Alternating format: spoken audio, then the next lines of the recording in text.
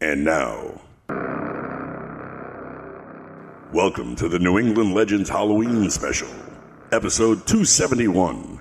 Come with us, my friend. We shall descend into the world of the unknown and forbidden, down to the depths where the veil of time is lifted and the supernatural reigns as king. We join Jeff and Ray in a small town in Vermont, where Ray's sister is plagued. Come with us and listen to the tale of the Shadow People. Elaine, have you been, have you seen anything since you spoke to us last? No, I haven't. Ever since Mother died, nothing's happened. Well, I only hope that... What's that? It came from upstairs. Come on. Oh, you don't think... I don't know what to think. I only hope that... Oh, no, Jeff, Ray, if anything's happened to him... We'll see in a moment. There's no light in his room. All right, you wait here, Elaine. Where's the light? Over to your left.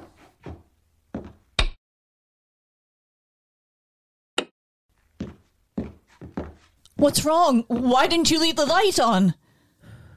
Father's dead, Elaine.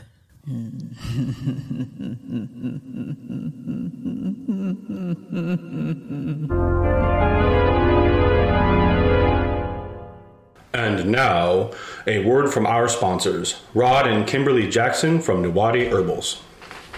Hey, Kimberly, come here.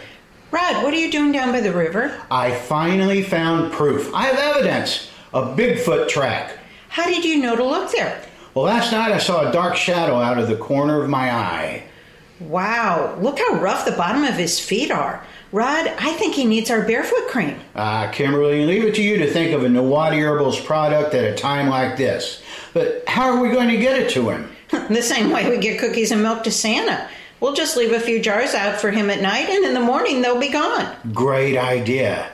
Hey, so that next time he's in our area, I'll be able to smell the peppermint essential oil and barefoot cream in the tracks. Maybe we should have called it Bigfoot cream. Visit NuwadiHerbals.com.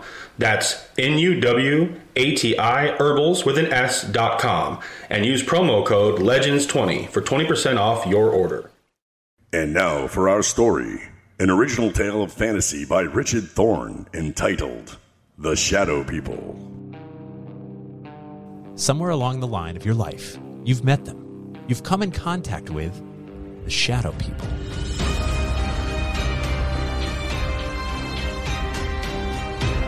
When did we first discuss it? Oh, yes. Ray and Elaine and I. It was in my apartment.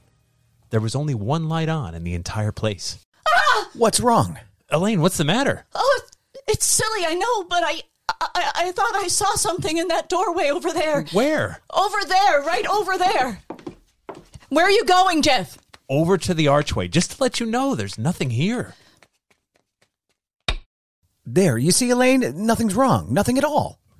Are you satisfied that there's no one else here but us? Yes, No, I'm sorry. I just thought that I'd leave the overhead lights on. I'm sorry. I thought that... Put them back on, Jeff, please. All right, Elaine. Well, what's bothering you, sis? I don't know. It's just that... I don't know. Tell us about it, Elaine. Tell us what's bothering you. You promised that you won't laugh at me. Of course not. Ray. Well, Elaine, I'm your brother. If something's troubling you, I'd like to know about it. All right, then. The reason I was so upset was the fact that I saw someone or something standing in that archway. But, Elaine, Jeff showed you that there's no one else in here. When the lights were put on, you saw for yourself that we were alone. I'm not talking about something you can see in the light, Ray. I'm not talking about a human being. Then what's it all about, Elaine? In darkness, I saw something that can't be seen in a lighted area, and I've seen it several times before. You're sure you're not imagining this, Elaine? Oh, I don't have that good of an imagination, Ray. Well, how long have you seen this thing, Elaine? Well, it started about 6 weeks ago. You were in Boston on business, Ray. Mom and Dad were on vacation. I was in the house by myself in the library. There was only one light on. I sat in the chair beneath it reading. Several times I thought that something was watching me. I felt there was something in the room with me, standing right in back of me. Every so often I'd glance back over my shoulder, but there seemed to be nothing there. And then I thought I heard someone whispering. I wasn't sure, but when I heard it again, I got up and I looked all over the house. Now, I'm not easily frightened, you know that, but out in the hallway, it was almost entirely black. Luckily, I was near a light switch. I looked back over my shoulder and I saw this huge, hulking shape for the first time. And I heard a voice, or rather the whisper of a voice. I couldn't distinguish the words. But that dark shape seemed to be moving towards me. My hand was on the light switch and I turned it on. The minute the light flooded the hallway, the shape was gone. There was nothing there. I was alone again. As long as there's light, I know it can't hurt me. I know it can't reach me. Well, you might have imagined it, you know? Of course, that's possible, but I'm sure I didn't. It was so real. So real. That shape in the darkness. It was the very essence of evil itself.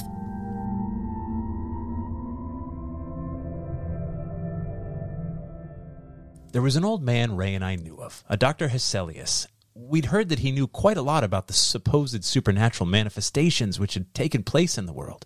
We went to him to see if he knew anything that might explain the events of the story Elaine had told us.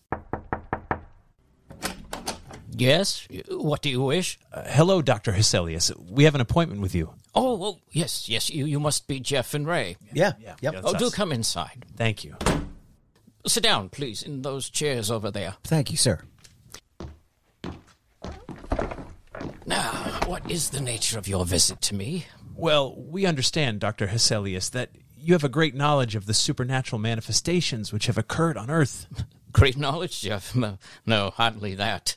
I've only scratched the surface in my years of study. Perhaps I can help you, then again, perhaps I cannot. Well, may we tell you a story? By all means. All right. Now, this didn't happen to me, Doctor, but to Ray's sister. It seems that about 6 weeks ago, when she was alone, she heard a noise upstairs.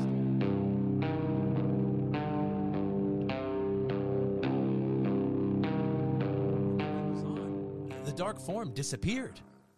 And that's the story, sir, as much of it as I can remember. I see. It's a strange tale you tell. Yeah, we know, Dr. Hesselius. You say she seemed to hear whispered voices? Yeah, that's what she says. I see. A moment, please. I have a book in my files. Yes, here it is. I believe this is the one, yes. Perhaps I may be able to help you after all. Let me see. This is a very ancient book. I seem to remember... oh, yes. Here is an account of it happening such as you relate. And we shall live on the earth, and they shall not see us. Yes, it has been foretold by the ruler of the darkness. They who live by day and retire to sleep by night shall never know that we walk with them, that we watch them, that we wait for our chance.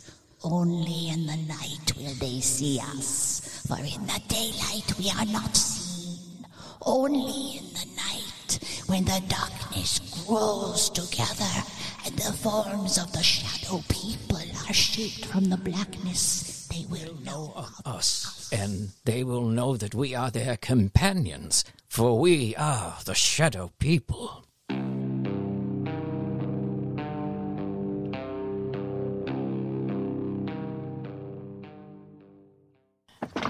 I knew I had read something similar to the story you've told me, Jeff. Dr. Hesselius, what can we do? Well, give me a little time. Let's see if I can find any more references to these people of the darkness. One more thing. Yes? Be sure that your sister is never left alone at night. Be sure that there is some living thing, animal or human, which accompanies her every second of the night. For she is in danger, a terrible danger.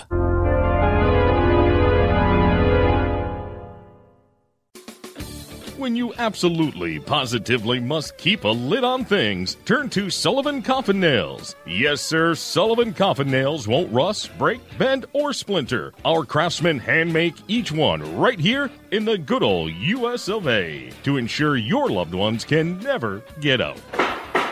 And of course, ensure that no ne'er-do-wells can ever get in. Sullivan Coffin Nails, guaranteed for life and beyond. Back now to our story. New England Legends presents The Shadow People.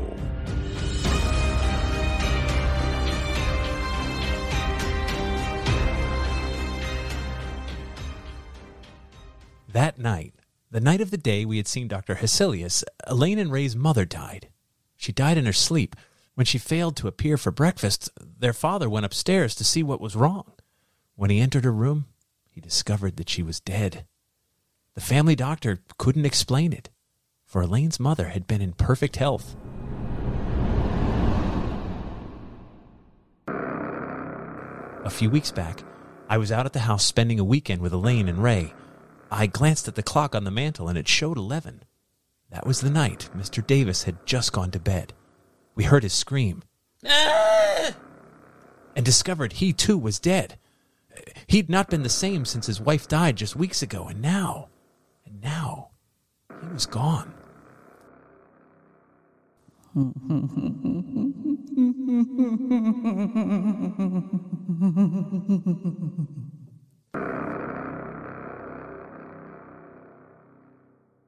We'd walked into the darkened bedroom.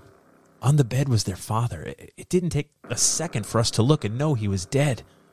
I'd switched off the light and walked back into the hallway to tell Elaine what happened. And then from the room, there'd come an eerie, quiet laughter. In the darkness of that room was some unknown evil power. The voice itself was unearthly. There was no substance to it. It sounded as if it came from the darkness itself. No, I don't believe you. It's the truth, Elaine. There's nothing more I can do. We'll have to notify the police. Tell me it's not the truth, Jeff. Ray, tell me it's not true. I'm sorry, Elaine. I wish I could. Father's dead. After the burial, Dr. Hesselius got in touch with us.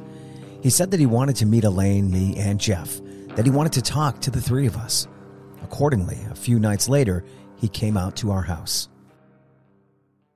Miss Davis, will you tell me just when you saw the first manifestation?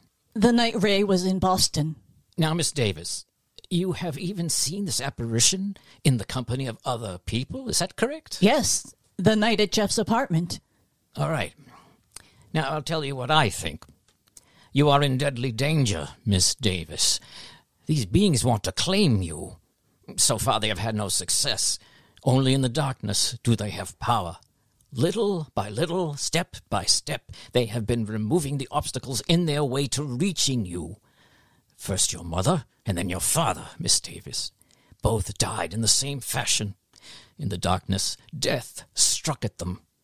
Now tell me, do you feel their presence here in this room as I talk to you? Yes. Turn out the lights, Ray. But... stand by the switch if you please, Ray. If anything happens, turn the lights back on. Okay. Dr. Hesselius, I don't think... do you want me to continue working with you? Yes, sir. All right, then. Ray, turn off the lights. Yes, Doctor. The room is now in darkness, Miss Davis. Do you feel or see anything? No, Yes. Yes, I do. Do you see anything? Yes. Doctor, I don't... Be quiet. I know what I'm doing. In front of me, the darkness gathering together into a huge, terrible... Not only do you see us, Miss Davis, but everyone else in the room also will see the vague shapes forming themselves in the blackness. We do not want you, Dr. Hesselius, the girl we want.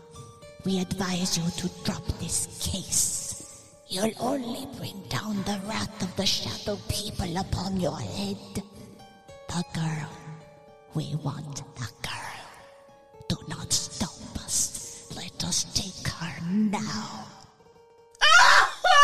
The lights! Turn on the lights! They're gone. They're gone. Miss Davis, are you all right? Yes. Yes, I am. Just as she said, the darkness...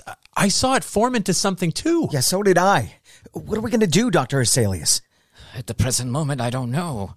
But this much I do know. You must leave this house immediately. You must try to get out of their reach. I don't know if that is possible. I hope it is. I shall have to return to my home. I must learn if there is some manner by which we can defeat these creatures. For the moment, leave this house. Dispose of it in any manner you may see fit, but leave this house. Funerals can be a stressful time for any family. And when your loved one passes into the great beyond, don't leave their afterlife to chance with just any embalming fluid. Insist your undertaker use Tucker's embalming fluid, or else Tucker's embalming fluid uses a secret family recipe that combines formaldehyde, ethanol, methanol, and just a touch of cinnamon for that spicy flavor you've come to expect from Tucker's. Don't let your loved one turn to dust. Insist on Tucker's embalming fluid. Available at only the finest funeral homes throughout New England. Remember, it's not eternal rest without Tucker's. Back now to our story. New England Legends presents The Shadow People.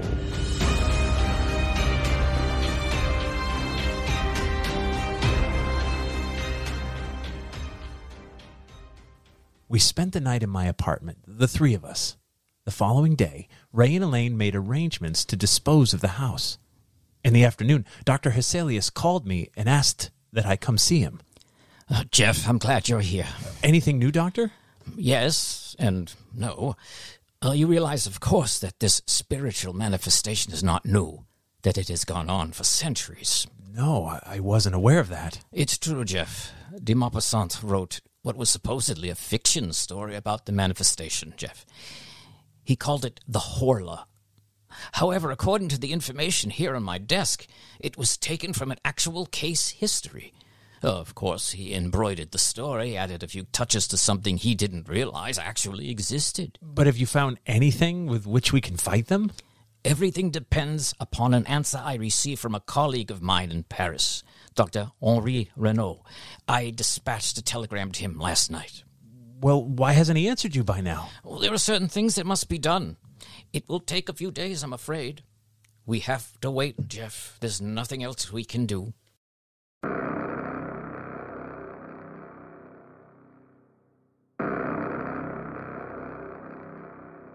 In the next few days, the house was sold and Ray and Elaine moved into a newer, more modern home a few miles from my apartment. Hesselius said it might take a few days for them to build up their power. I spent the nights at the new house. The lights were left on and I watched for any unusual occurrence. In the daytime, I'd return to my apartment and get some sleep. About 4 days after Elaine and Ray moved into the new house, I was at home when Hesselius phoned me.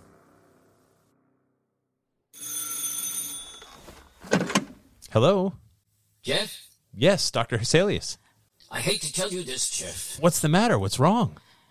They were a step ahead of me, Jeff. I just received word that Renaud died, or was killed, at the very moment I sent the telegram to him.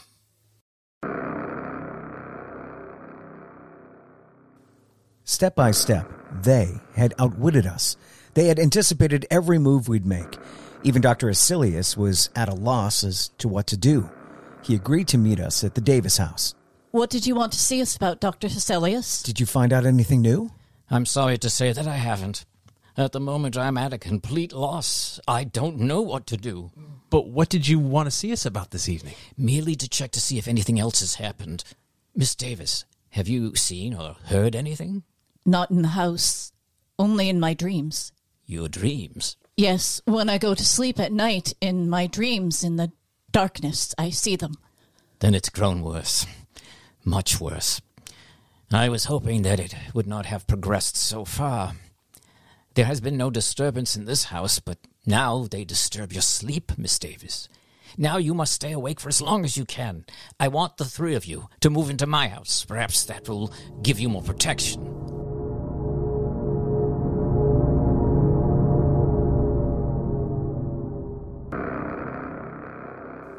That night we moved over to Hesselius' house. Perhaps Elaine would have more protection there. From there, we might be able to devise some plan of action, some way to beat those beings. For a few days, things were quiet. The shadow people seemed to have withdrawn. For a while, I thought we might have succeeded in thwarting their purpose. Elaine no longer complained of troubled sleep, but that condition lasted for a few days only. After 10 days, they made themselves known and felt again.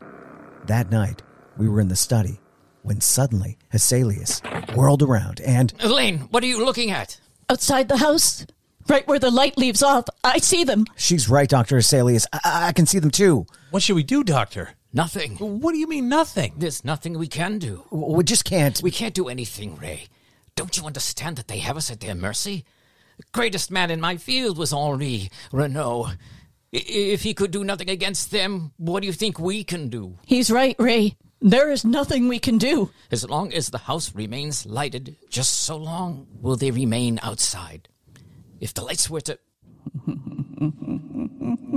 That sounds like... The night father was killed. The same sound.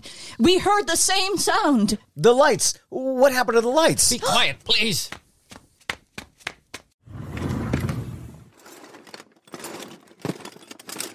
I thought of this emergency. A candle. That's right, Miss Davis. As long as this burns, this one candle will be safe, for they cannot advance into the light. They are limited by the darkness. As long as the candle burns, they will have to remain outside of this room. Around you, in every room of the house, in the darkness outside, we are around you. This time you shall not escape. This time we will claim you. Take it easy, Ray. I can't stand it. I'm getting out of here.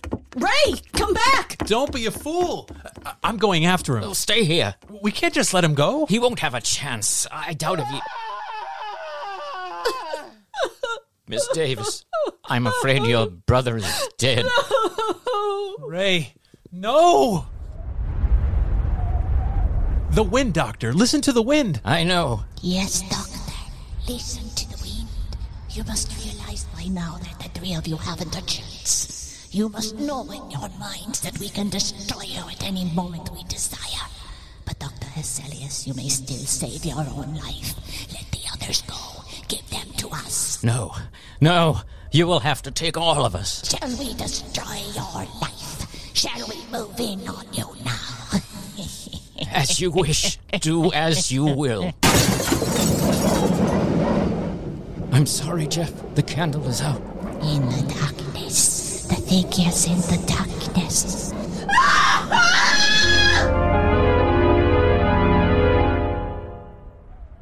We want you, Hesselius. You and the others are dead now. And we shall live on the earth, and people in the day shall not see us.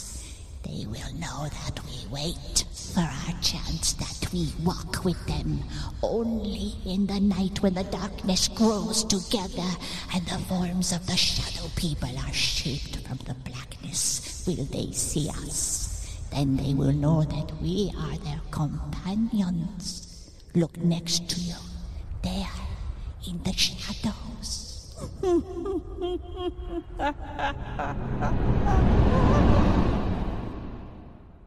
So runs tonight's tale of the unusual, the terrifying, the unknown. Join us again when next we journey down the corridors of New England legends to hear another strange tale of the supernatural.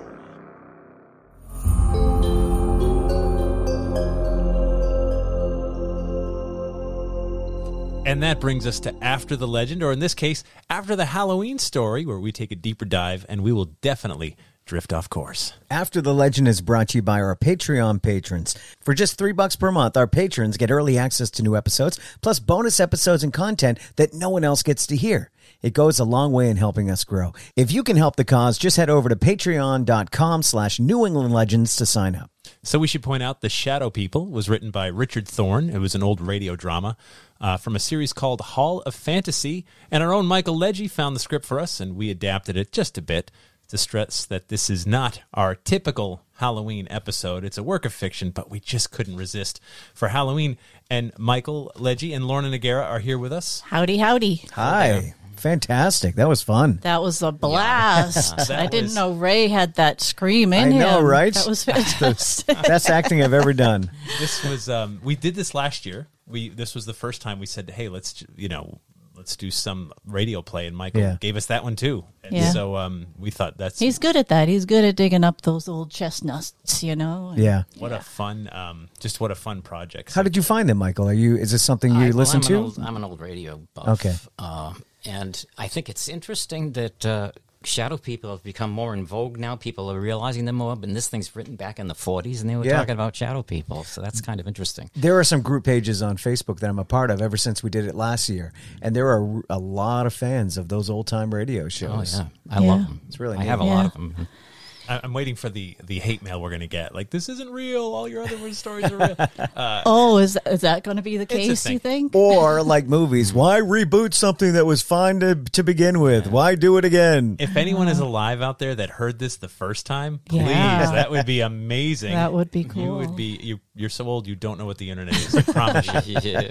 So I think we'll be safe for now. But you two are actors. The last time I saw you was not that long ago, and you were both in a play. Yeah, we were in a play together. We played brother and sister. Yeah. And we played that. We did that for 9 months because we had to keep pushing it forward because of COVID. Oh, wow. So we were with that play for 9 months, like a baby. My goodness. Plus, we ended up doing it in 2 different theaters.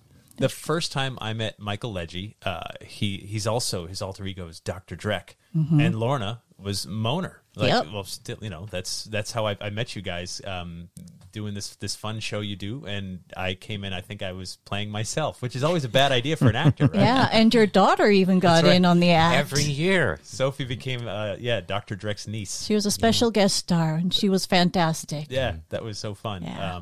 But I love all the weird projects. Like it's been so great to know both of you for these years, because it's kind of neat how we could call on each other. Like, you're like, oh, I'm doing this thing. All right, what do you need? You know what? every now and then I get a comment on my social media or whatever, like, I was watching this movie called Evan Straw. Oh, no way. I'm in that. Oh, my goodness, that's right. I play me again, which again, I keep hearing is a bad idea.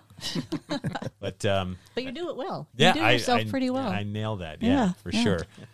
So it's been fun to be able to call on each other and be like, hey, got this weird thing. And no one even asks. We're like, okay, when? Where should we? What time? You got a weird thing. Yeah. We're in. We're in, yeah. We're all about the weird, aren't we? We are all about the weird. These would be fun. We should perform these on a stage. Yeah, or do these more often. Yeah. It doesn't have to be Halloween, right? There's plenty of great radio plays Halloween out there. is every day. That's right. It's in our hearts. Yes. Yeah, Sure. I can do Orson Welles right before it to, tell people that this is not fiction. This is for real. Yeah. We interrupt this program to bring you. Oh gosh, we could have so much fun with it. Yeah. But this format, this podcast, has been so much fun for us. 5+ years we've been doing it. Really? Yeah. 5+ years. We've never missed a week in all these years. And over 1 million downloads. 4.5 million. Oh, it's 4.5 now. We've had over. I thought we hit 4 million recently. I thought we hit 1 million recently. No, 4.5. I've been telling people that. No, and they're like, "Wow, that's amazing." That is downloads. Good to know. amazing. Yeah, it's a lot of people. It's a lot of people. It's been growing. But we do this in my basement. Yeah, and I just never think of it. It's just the two of us. Yeah. And then I have a few friends that listen. Well, you guys should see all the toys in the basement. It's pretty amazing. It's amazing, isn't it? He's got a great some collection. Pictures up. We got Star Wars. A little bit of everything. Ghostbusters. Bit of everything. Yeah. Old VHS. VHS. Oh. I don't know why. Like, why do I need that? How would you play it? Why do I need Lady and the Tramp on VHS? You never know. You never know. Do you have a machine? Do you have a VHS player? I don't. I mean, I should, because I do. You can still get them. Yeah, secondhand. Yeah. Wow, those are the good old days. So here we are, down surrounded by toys, doing this great old timey thing. Yep. Oh, I won a trophy, by the way. We have some thespians in the room for the Drowsy Chaperone, best actor in a lead role. My wife got me that. Well, you have a true fan in your wife. Yeah. Oh my God, that's 12. That's 11 years ago. Wow. We just keep getting older. Now, who did you play in the Drowsy? The man in the chair, but it was a couch. We did a couch. Okay. The narrator of the whole thing. So that was fun. Good. I got to sit. I got to lay down in a robe for most of the show. Very good. Just chime in from time to time. You Talk don't know about what typecasting. right? It was pretty easy. Born to do it. Did you know that show, Jeff? I don't. It's a no. lot of fun. So they're putting on a play, but it's my favorite record. So I'm listening to my record, and they're performing it on stage, and I would come out periodically and interrupt them and talk about, oh, that's my favorite part, and listen to this and that. Oh. And What was the record? The Drowsy Chaperone. That was the play. Oh, but what was the? It was an album. Oh, I thought that I loved. You got to pick an album, but no, it's no. part It of was the play. it was the play on vinyl. Got it. Yeah. Yeah, I see. Okay. That's amazing. Yeah, it was fun. Acting. Right. I know. Acting. I know. We just did it. You just did it. We did it. How did we do? I don't know. Well, wait, I haven't edited it yet. Right. At this point. It's But all you know in what? the It sounded editing. It fantastic. sounded great. It's all in You the people editing. heard it? The Yeah. blood-curdling screams, and I love it. Oh, that was so much fun. Yeah. Yeah, you guys were fantastic. I But you love do to this. scream. You Yeah. act. We had to bring in ringers, right? Yeah, I know, right? We couldn't carry this Oh, on our own. please. No. Yes, you could. We couldn't. You always do. And Johnny Wilbur, thanks to Johnny Wilbur. Yes. He was great as the announcer. He works with me at the radio station. Yes, it's always good to call on people. Yeah. And thank you to our sponsor, Nuati Herbals. Thank you to our Patreon patrons. Big thank you to, of course, Michael Legge, Lorna Nogueira, John Wilbur, and, of course, Tim Ellis from the Creaking Door podcast, Jim Harold from Jim Harold's Campfire podcast, lending their voice acting talents this week on those commercials. They nailed it. And our theme music is, of course, by John Judd. Until next time, remember, the bizarre is closer than you think.